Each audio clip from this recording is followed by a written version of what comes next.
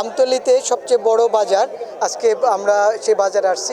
আসলে বাজারে অনেক গরু, কিন্তু আমরা একটা ঘুরি দিলাম, এই ঘুরিতে আসলে দেখলাম যে বাজারে যে গরু আছে ক্রেতারা আসলে ওইভাবে কিনে নিয়ে যাচ্ছে না, তারা শুধু দেখছে। কিন্তু আশানুরূপ মানে যারা ক্রেতারা তারা কিন্তু হিমশিম খাচ্ছে যে একটা দাম যে ক্রয় ক্ষমতার মধ্যে আসবে, কিন্তু সেটা আসলে বাস্তবে সেটা হচ্ছে না। আমি মহিষ কোরবানি দেবো, কিন্তু আসলে তুলনামূলক গরুর চেয়ে মহিষের দাম এখানে বেশি মনে হচ্ছে।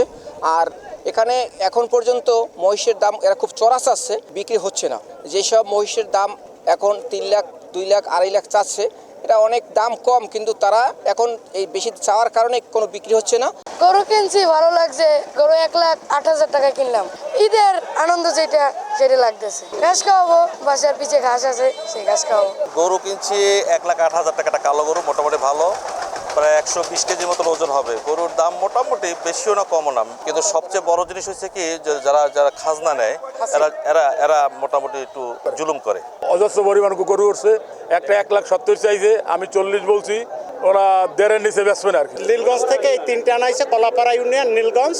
এটা নিজের বিশেষ করে এগুলো নিজের গাভী থেকে উৎপাদন এবং আতালে লালন পালন করা, খৈরভুসি খাওয়াই এগুলো লালন পালন করা এবং কাঁচা ঘাসের চাষ করা হয়েছে। বাহিরের কোনো ইনজেকশন বা অন্য কোনো কৃত্রিম বা অন্য কোনো মেডিসিন এর ভিতর প্রবেশ করানো হয়নি। এই ঈদে জামা জুতো অ্যাক্সেসরিজের ডিসকাউন্ট। 125 চাইছি, 115 কয়, 20 হইলে ছাড়িয়ে দেবো। পালছে গরু মহিলারা, ঘাসের গরু, কোনো ফিট নাই, বসি নাই, কিচ্ছু নাই। বেচতে পারি না দেখে লস দিয়ে বেশি গেছে, আর 3টে আনি নেই।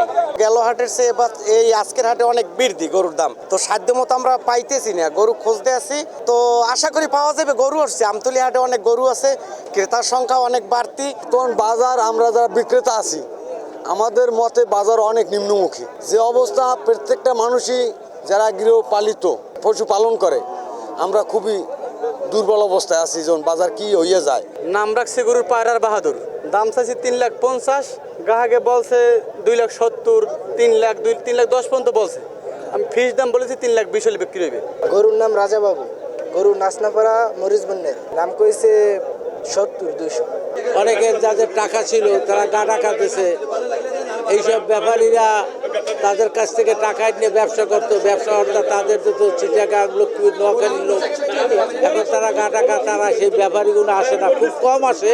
তবে আল্লাহ যা দেয় আলহামদুলিল্লাহ, কিন্তু আমরা যে আশা করছি সেই আশানুরূপ বেচা কিনা আমাদের হাটে এবার হয় না। নিয়ম আছে শতকরা 4 টাকা, কিন্তু আমরা সেটা নেই না। আমরা টোটাল গরুতে আমরা যারা ব্যাপারী 700 টাকা করে নিই। আমাদের এই হাটের নিরাপত্তা এবং যাতে এখানে যারা ক্রেতা আসবে তারা যাতে স্বাচ্ছন্দ্যে পশু কিনে এবং নিরাপদের সাথে বাড়ি ফিরে যেতে পারে, সেজন্য পুলিশের কিন্তু ব্যবস্থা রয়েছে। প্রতিটি হাটে কিন্তু আমাদের একটা কন্ট্রোল রুম বসানো থাকবে প্রতিদিন, এবং সেখানে কিন্তু জাল টাকা শনাক্তকরণের মেশিন দেওয়া আছে। এবং আপনারা জানেন যে ওখানে কিন্তু আমাদের থানার এবং জরুরি যে মোবাইল নাম্বারগুলো সেখানেও কিন্তু প্রদর্শন করা হবে, এবং যে কোনো সমস্যায় কিন্তু মানুষ পুলিশের সহায়তা নিতে পারবে। এখন পর্যন্ত আমাদের কাছে সেরকমের কোনো অভিযোগ আসেনি। বিক্রেতা এবং ক্রেতা উভয়ের নিরাপত্তা এবং জন্য, এবং যাতে অজ্ঞান পার্টি মলম পার্টি যাতে কোনো ধরনের অপরাধ সংঘটিত না করতে পারে সেজন্য কিন্তু সোচ্চার আছি, এবং আমাদের রাস্তায় যে টহল ডিউটিগুলো জোরদার করা থাকবে।